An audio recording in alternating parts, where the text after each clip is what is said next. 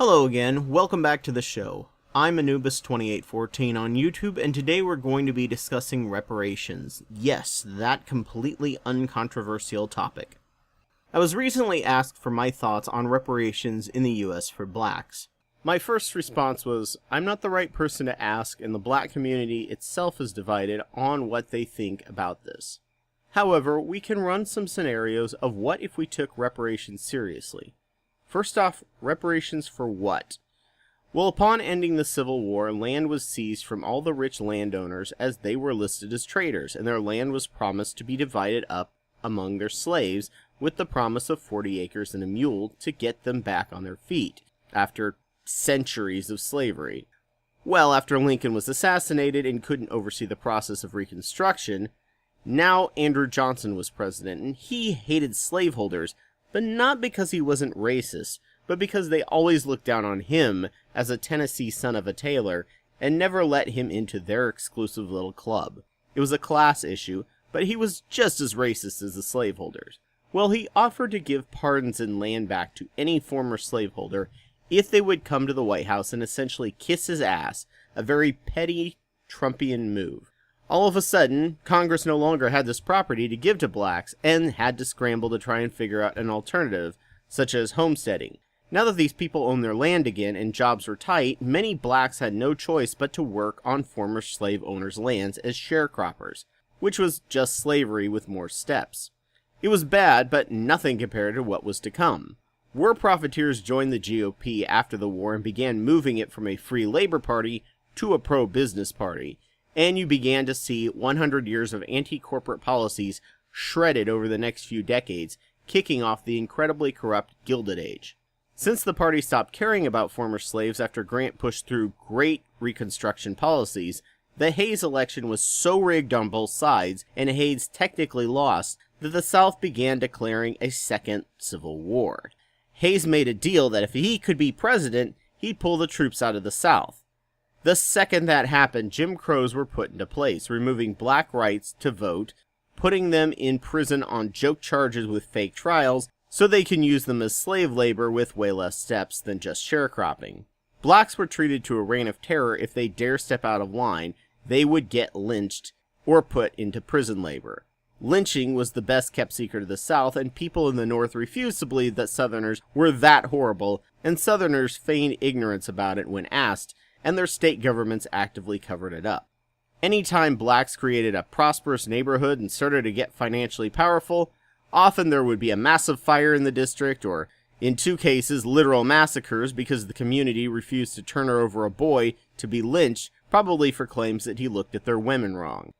In the early part of the 20th century, the Great Migration happened, where a serious labor shortage existed in many big cities in the North, especially in slaughterhouse industry, and blacks moved en masse to these cities, creating a new prosperous middle class, with pay that was ridiculous compared to the pittance they made in the South, and sent back money to their family down there. However, they soon realized that although white people didn't mind sharing the bus or streetcar with them in the North, they would never get management jobs because they were still racist as hell in the North, and there would always be a glass ceiling for them. Add to this the process of redlining, which you can see well explained in Adam Ruins Everything, link in the show notes. Blacks were also excluded, discouraged, or given ridiculous hurdles for getting government aids and welfare that white people never had to deal with, which held them in poverty further. In all cities, they would label middle-class black neighborhoods ghettos and build colleges or highway systems so white people could get to their suburban homes, devastating the neighborhoods and communities. With changing technology and Cold War incentives, many city jobs moved to the rural regions, which boosted living standards in rural regions and small towns, but absolutely crippled neighborhoods, and Nixon did absolutely nothing about it, using the term benign neglect. The hoods and urban areas became associated with hopeless poverty, no way out, no jobs, everyone stuck on welfare, and all their money locked into houses that, in once good black neighborhoods that were now bad areas, the houses were worthless. And thanks to redlining, moving was even harder, even if you could afford to. Schools were forcefully desegregated, so state governments allowed for private schools, so instead of everyone going to the same school and having an equal stake in the process, all the rich and powerful people with community influence were able to abandon the schools and they fell into decline. Now, thanks to the long history of redlining, and that blacks are still charged higher interest rates for a loan and more likely to be declined for one, schools are even more segregated than they were before forced busing. Not to mention the high incarceration rates of blacks caused by our underpaid, overworked, constitutionally mandated public defenders who get to see their clients maybe 10 minutes total, and the best they can offer is a plea deal. So cops are incentivized to arrest poorer, aka black people, at a much higher rate because a conviction for their arrest looks really good on their records. Not to mention that, unlike the military, there is no policy of firing cops linked to hate groups, and unlike the military, there is no standard training for how to de-escalate a situation. And since the DA and cops work so closely together, the chances of convicting a cop for shooting a black man or planting evidence is nearly impossible. All they have to do is put up a purposely shoddy case for a grand jury, and the cop walks free.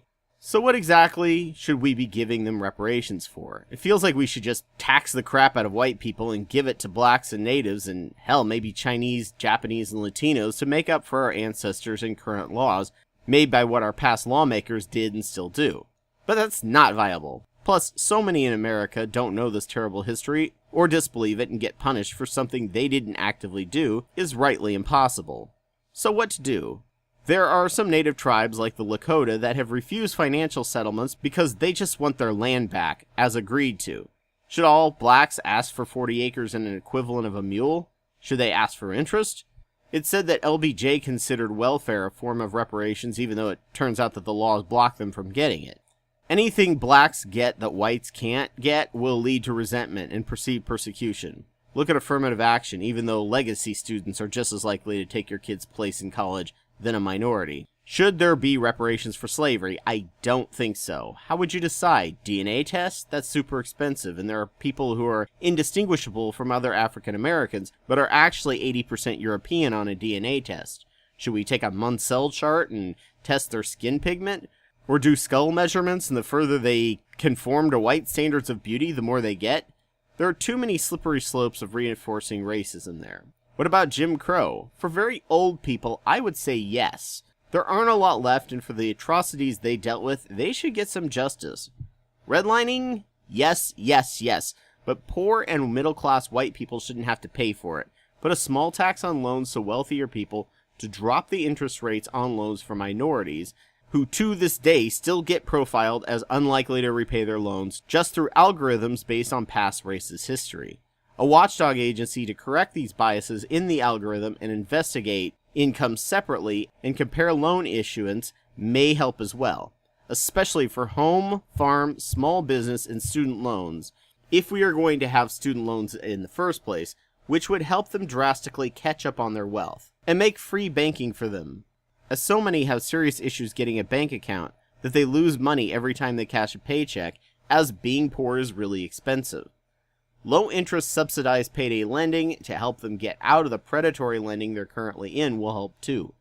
Mind you, white people will bitch and moan about this, but it will help everyone in the long run.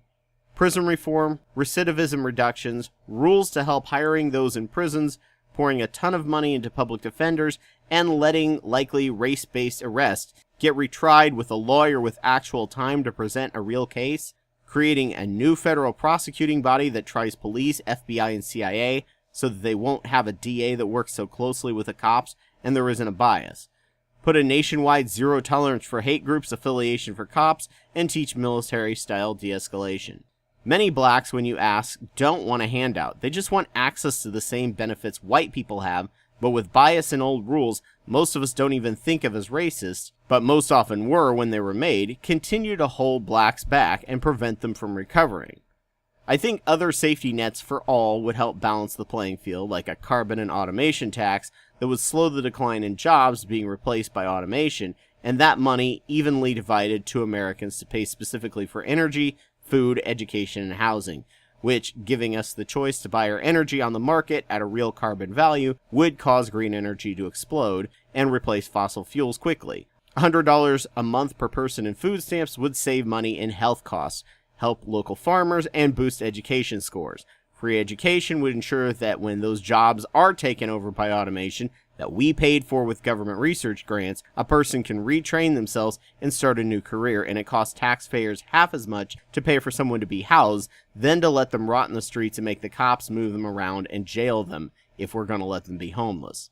The discussion of reparations for slavery is long over, but we still keep fucking over black people and imbalancing the playing field, and there should be some serious corrective action to counter these, so they can be on equal footing with the rest of us, probably in very subtle changes. However, this is not something I should really say with a lot of certainty, as I'm not affected by this. I know the black community has diverse opinions and ideas to help their community that could be put in place with the right political will, so we need to help them out with these with our votes and raising awareness of past injustices our ancestors did that our history books more than often glossed over or completely ignored.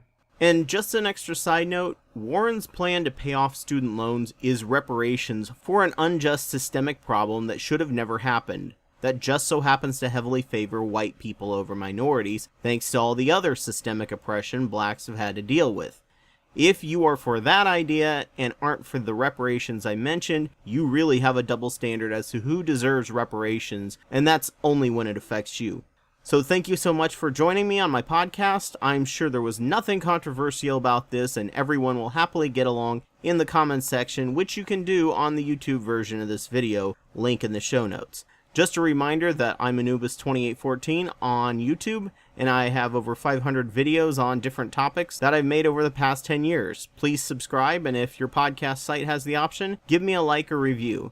If you think what I have to say informed you, consider supporting my Patreon. I'll be doing this podcast weekly and try to get it out on the same day, so I hope to see you here next week, ready to be filled with new ideas. Take care. A big thank you goes out to Elias Garcia Guevara and Joe Taylor, who sponsor the show at $10 a month at the Wapawet level on Patreon. Please consider donating as well if you can, and thank you all for listening.